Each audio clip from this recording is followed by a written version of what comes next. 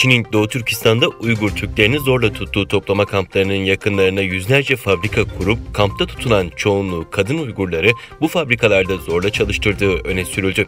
Amerikan BuzzFeed haber sitesinin Çin'in resmi kayıtlarına, kamplarda bulundurulanlardan aldığı bilgilere ve uydulardan temin ettiği görüntülere dayandırdığı haberinde bölgedeki 135 toplama kampının yakınına büyük fabrikaların kurulduğu tespit edildiği belirtildi.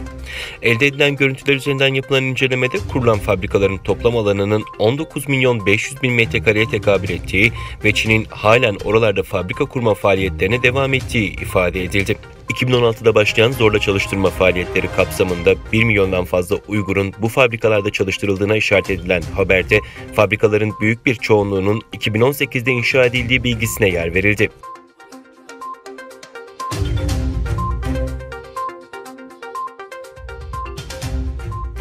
Dışişleri Bakanı Mevlüt Çavuşoğlu, Çin'le imzalanan suçluların iadesi anlaşmasının mecliste henüz onaylanmadığını, Pekin'in Türkiye'deki Uygurların iade taleplerinin de Ankara'dan karşılık bulmadığını savundu. Çin'le imzalanan suçluların iadesi anlaşması, Türkiye'deki Uygurları endişeye sevk eden bir gelişme olarak karşılandı. Dışişleri Bakanı Çavuşoğlu, 2020 dış politikasını değerlendirme toplantısında soruları yanıtladı. Bakan Çavuşoğlu, Türkiye ve Çin arasında 2017'de imzalanan ancak Türkiye Büyük Millet Meclisi'nin henüz onaylamadığı suçların iadesi anlaşmasına ilişkin soru üzerine Türkiye'nin birçok ülkeyle mutat suçluların iadesi ya da adli işbirliği anlaşması imzaladığını belirterek fakat Çin'le olan bu anlaşmayı Uygurları Türkiye Çin'e teslim edecek diye yorumlamak doğru değil değerlendirmesinde bulundu.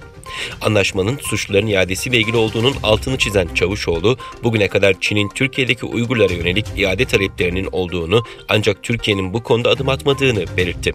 Çavuşoğlu, teröristlerle masum insanlar arasında ayrım yapılması gerektiğini söylüyoruz. Aynı şekilde bunun suistimal edilmemesi gerektiğini de söylüyoruz. Herkese söylüyoruz. Çin'e de diğerlerine de, yani terörle mücadele bahanesiyle masum insanlara zulmetmeyi biz kabul etmeyiz ifadesini kullandı.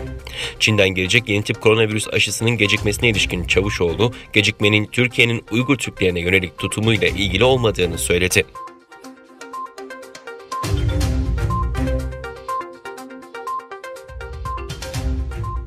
Avrupa Birliği ile Çin arasında 2014 yılından beri süren yatırım anlaşması müzakerelerinde uzlaşıya varıldı. AB Komisyonu Başkanı Ursula von der Leyen, AB Konseyi Başkanı Charles Michel, AB dönem başkanı Almanya Başbakanı Angela Merkel ve Fransa Cumhurbaşkanı Emmanuel Macron'la Çin Devlet Başkanı Xi Jinping video konferans yöntemiyle AB-Çin liderler toplantısı gerçekleştirdi. Toplantı bitiminde AB tarafından yayınlanan bildiride AB ve Çin kapsamlı yatırım anlaşması müzakerelerini prensiple sonuçlandırdı ifadesi kullanıldı.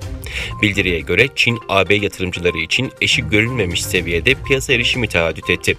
Bildiride AB firmalarının Çin piyasasında rekabet ederken daha adil muamele göreceği vurgulandı. Anlaşmanın yürürlüğe girmesi için Avrupa Parlamentosu tarafından onaylanması gerekecek ve özellikle Çin'in Uygur politikası nedeniyle bu sürenin zor geçmesi bekleniyor. AB yetkililerine göre anlaşmadan önce Çin'in Uluslararası Çalışma Örgütü'nün zorunlu çalıştırma kurallarını onaylama taahhütünde bulundu.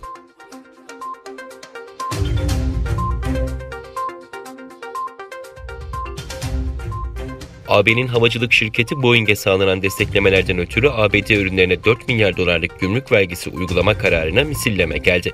ABD Ticaret Temsilciliği, AB'den ithal edilen uçak parçaları, Fransa ve Almanya menşeli şaraplarla konyaklara yönelik gümrük vergilerine düzenlemeye gittiğini açıkladı. Açıklamada tariflerin ne zaman yürürlüğe gireceğine ilişkin bilgi verilmezken detayların yakın zamanda paylaşılacağı aktarıldı. AB'nin Dünya Ticaret Örgütü'nün izniyle ABD'ye karşı adaletsiz tarifeler uyguladığına işaret edilen açıklamada AB'nin bu adaletsizliği telafi etmek için bazı önlemler alması gerekiyor denildi.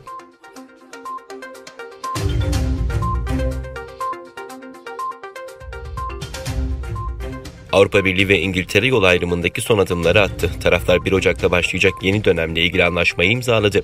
İngiliz parlamentosu da anlaşmayı onayladı. İngiltere ile Avrupa Birliği arasındaki ticaret anlaşmasının yasaya dönüştürülmesi hakkındaki tasarı, parlamentonun alt kanadı olan Avam Kamerası'nda 73'e karşı 521 oyla kabul edildi.